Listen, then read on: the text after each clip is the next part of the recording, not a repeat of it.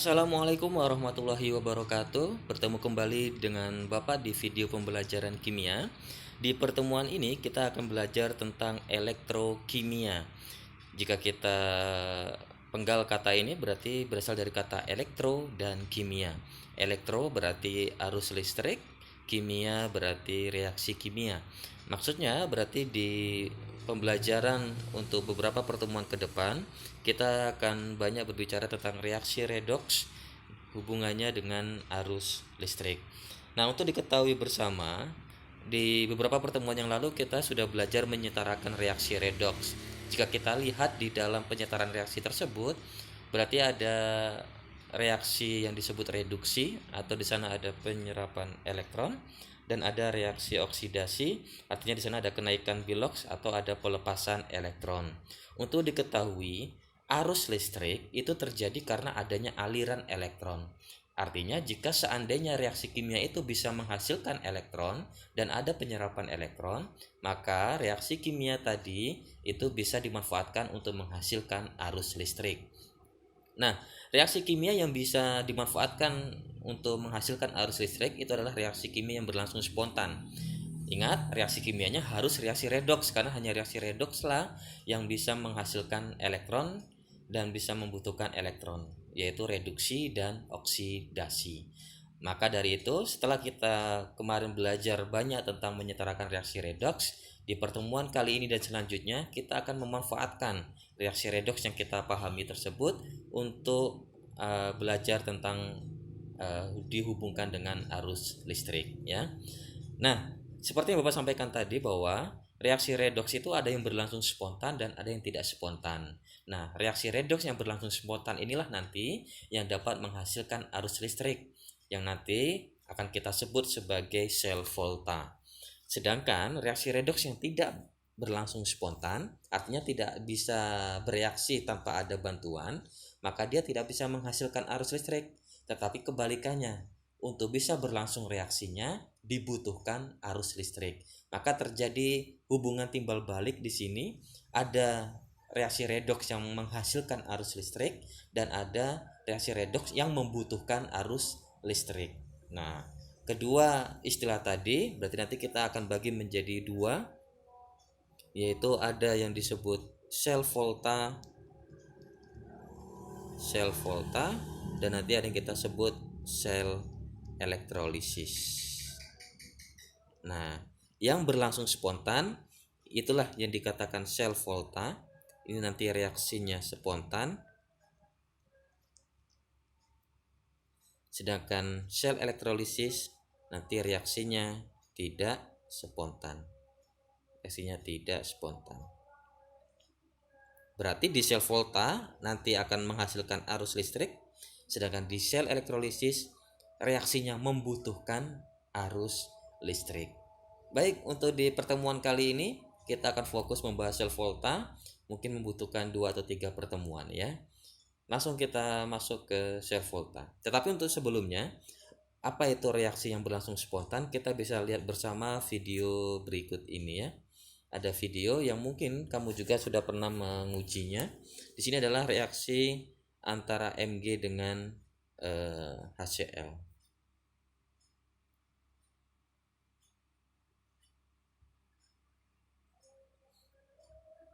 Atau kita mundurkan ya biar terlihat.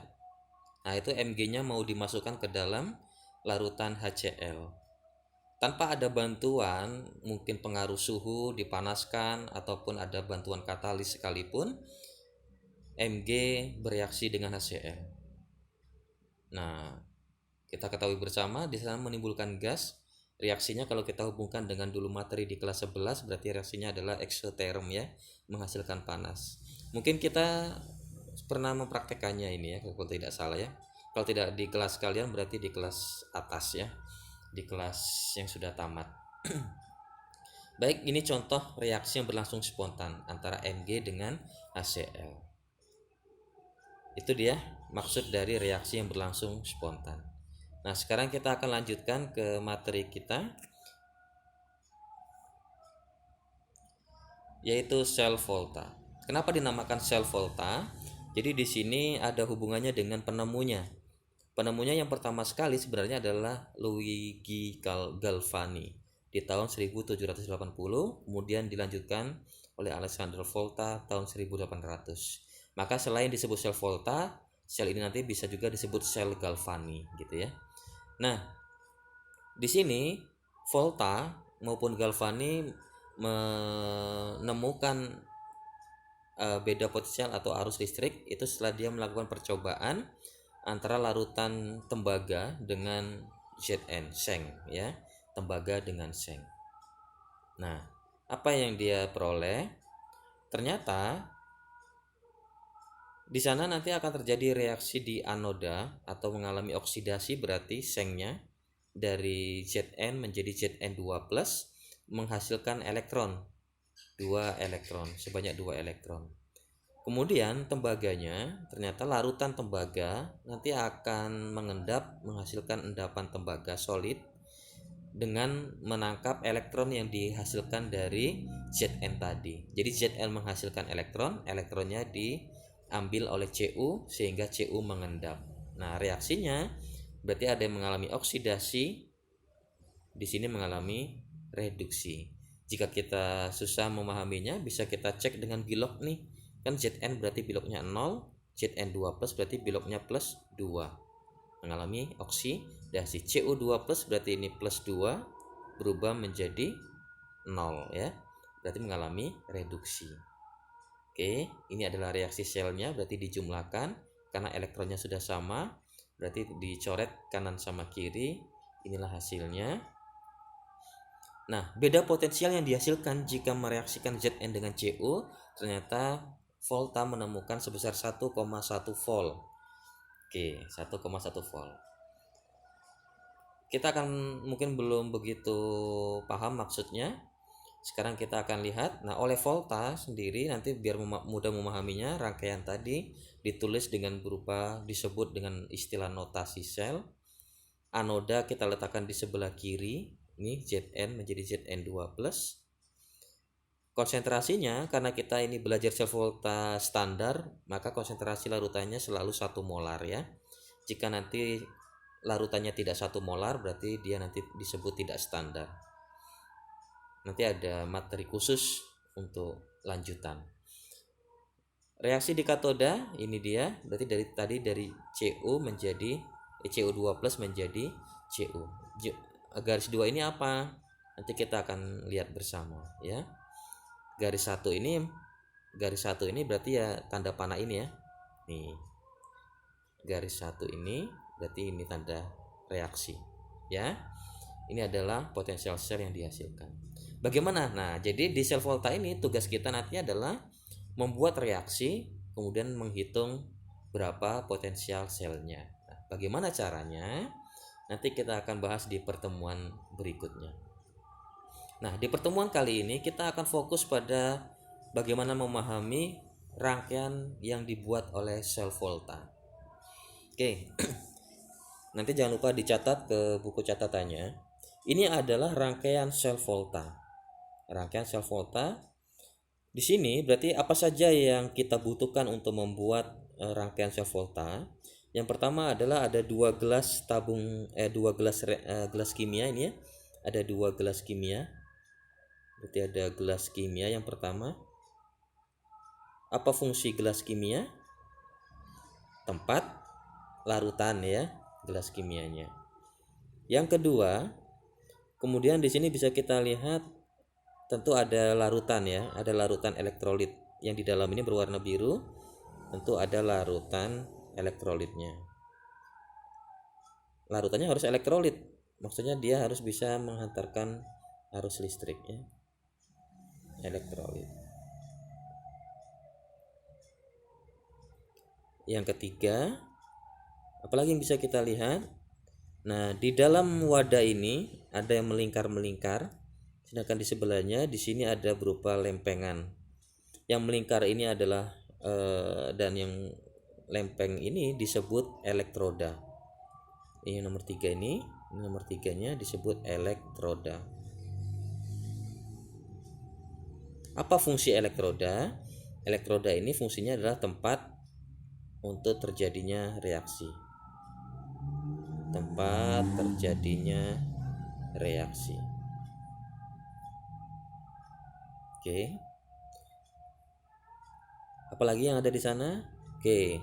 Ada tabung U di sini. Tabung U. Coba kasih nomor 4 di sini.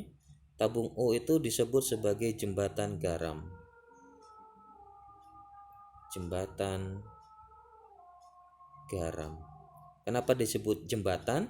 Karena dia menghubungkan antara wadah satu dengan wadah yang kedua. Kenapa ada ujungnya garam?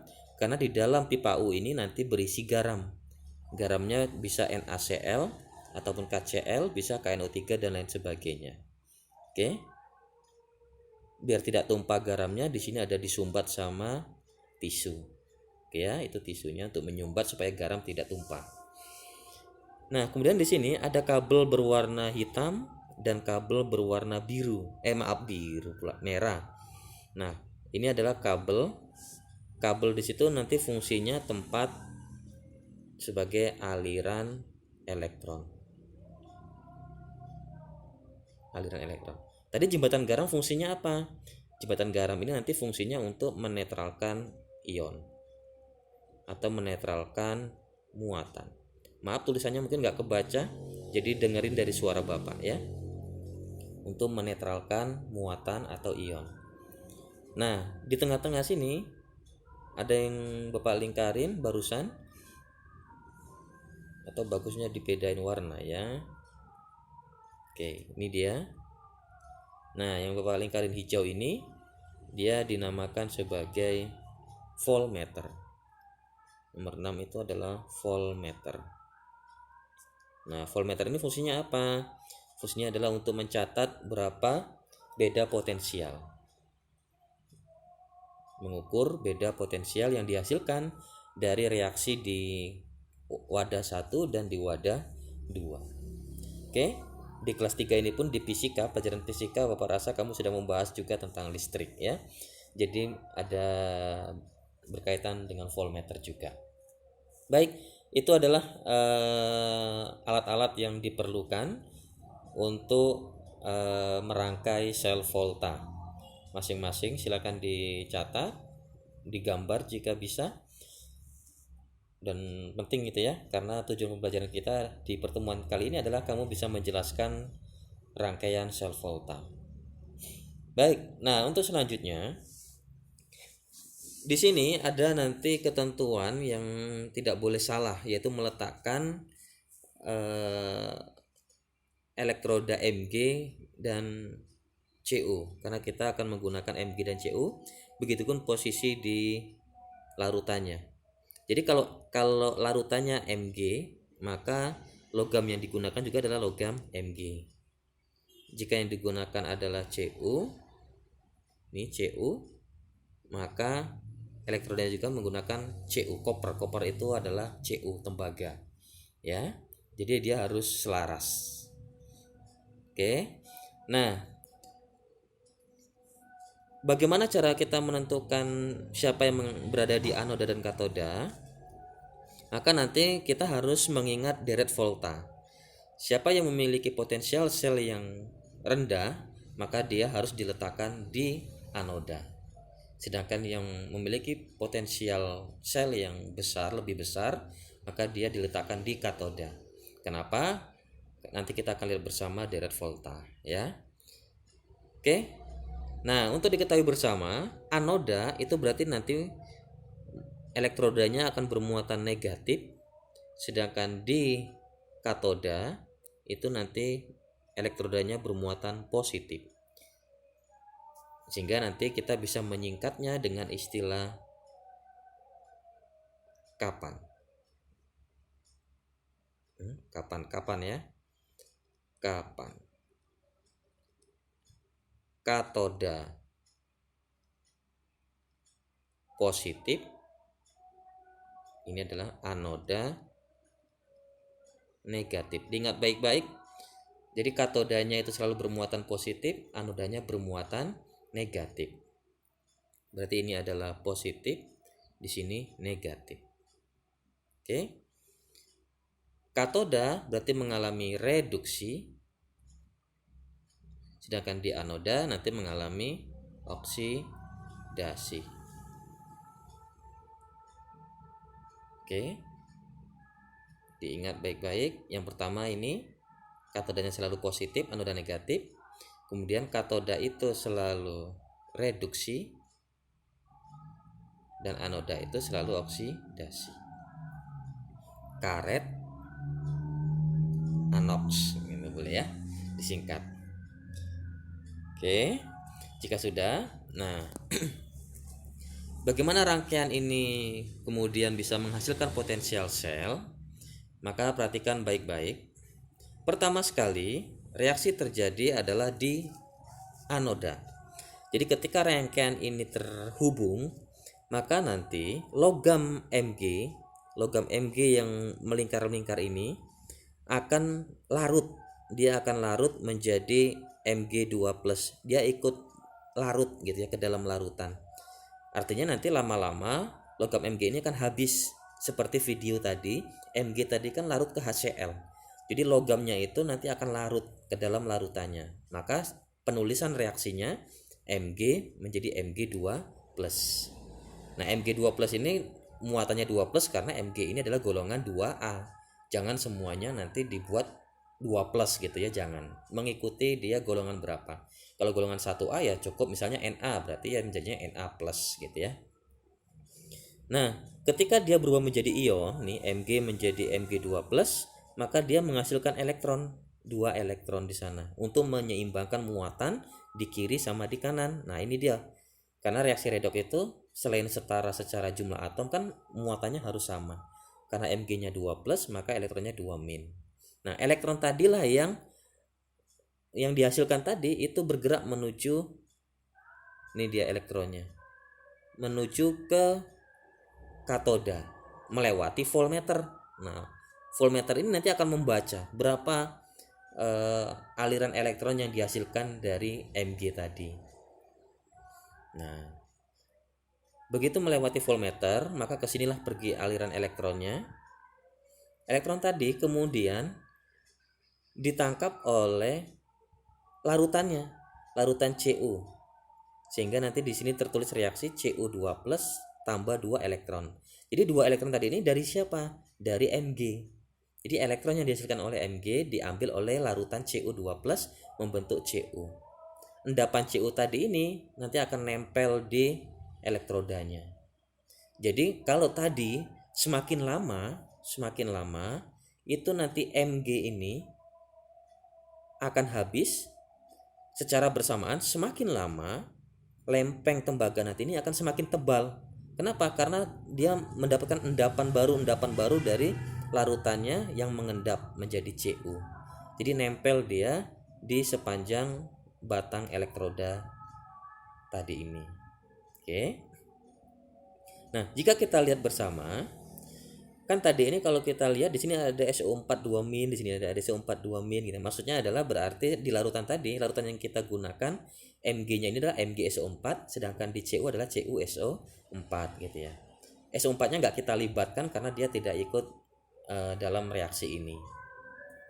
Nah, jadi ini reaksi di oksidasi dan reaksi di reduksi, reaksi di anoda dan reaksi di katoda. Oke, jadi ini dia rangkaiannya. Nah, ketika reaksi ini terus berlangsung, maka bisa kita lihat bersama. Kita lihat bersama kan semakin lama Mg ini tadi kan logamnya semakin habis membentuk Mg2+. Artinya di larutan ini jumlah ion positifnya semakin lama akan semakin banyak di wadah 1 ini. Anggaplah ini wadah 1. Sedangkan di wadah 2, jika kita lihat Cu2+-nya menjadi Cu. Artinya ion positif yang ada di dalam larutan ini semakin lama semakin habis karena dia mengendap menjadi Cu. Oke. Kembali ke wadah 1, tadi Mg2+-nya semakin banyak, berarti ion positifnya semakin banyak.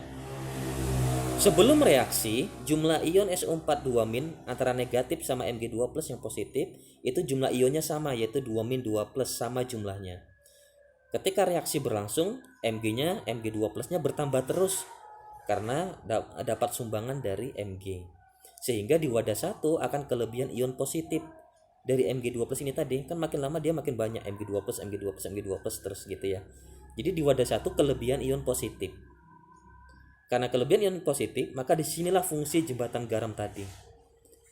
Garam yang NaCl, misalnya kita ambilkan NaCl, itu kan kalau terurai menjadi Na+ tambah Na plus tambah Cl-. Artinya garam tadi juga menghasilkan ada ion positif, ada ion negatif. Nah, disinilah fungsi jembatan garam. Maka yang bermuatan garam yang muatan negatif akan menuju ke wadah 1. Kenapa yang negatif yang menuju ke wadah 1? Karena di wadah 1 tadi itu kelebihan ion positif.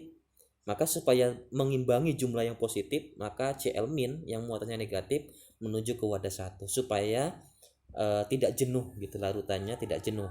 Artinya jumlah ion positif dan negatifnya tetap berimbang. Di wadah 2 tadi, di wadah 2, ion positifnya semakin lama semakin berkurang karena dia mengendap menjadi Cu. Cu2+-nya terus berkurang menjadi Cu. Berarti yang lebih banyak karena semula jumlahnya sama antara SO4 2- dengan Cu2+, berarti kan ion negatifnya yang lebih banyak seiring reaksi ini berlangsung. Maka di sanalah fungsi Na+ bergerak menuju ke wadah 2 untuk menyeimbangkan jumlah muatan negatif yang dimiliki oleh SO4 2-. Jika reaksi ini terus berlangsung dengan fungsi tambahan jembatan garam ini, maka nanti beda potensial yang dihasilkan ini akan bertahan lama. Jadi berapa volt yang dihasilkan akan bertahan lama gitu ya. Tapi kalau tidak ada pakai jembatan garam, maka reaksinya hanya sebentar. Di wadah 1 jenuh karena kelebihan ion positif, di wadah 2 jenuh karena kelebihan ion negatif. Oke ya. Kita tentu akan lebih senang kalau seandainya reaksi reduknya berlangsung lama. Artinya awet. Contoh misalnya kita lihat contoh ya. Jadi contoh sel volta itu adalah baterai. Baterai itu kita lebih suka yang cepat habis atau yang lama habis? Kita sukanya yang lama habis. Yang lama habis itu maksudnya berarti reaksi reduknya terus berlangsung. Berarti di sanalah jembatan garamnya berfungsi dengan baik. Kalau nggak ada jembatan garam, ya berarti baru dipakai langsung habis karena reaksinya langsung jenuh gitu ya. Baik, inilah rangkaian sel volta. Silakan diulang-ulang kembali apa yang Bapak sampaikan tadi. Nanti tolong dicatat ke buku catatannya. Jika kurang jelas, mungkin bisa cari literatur lain baik di buku ataupun video-video yang lain di YouTube ada, ataupun di channel-channel yang lain, di Google juga mungkin ada. Jadi tugas kamu di pertemuan kali ini adalah gambarkan sel volta, rangkaian sel volta ini. Kemudian jelaskan atau tulis cara kerja sel volta tadi. Oke ya. Penjelasan ini nanti buat minimal 3 paragraf ya. 3 paragraf. Buat minimal 3 paragraf. Oke, demikian untuk materi kali ini. Kita fokus pada pengenalan sel volta. Terima kasih, mudah-mudahan bisa dipahami. Assalamualaikum warahmatullahi wabarakatuh.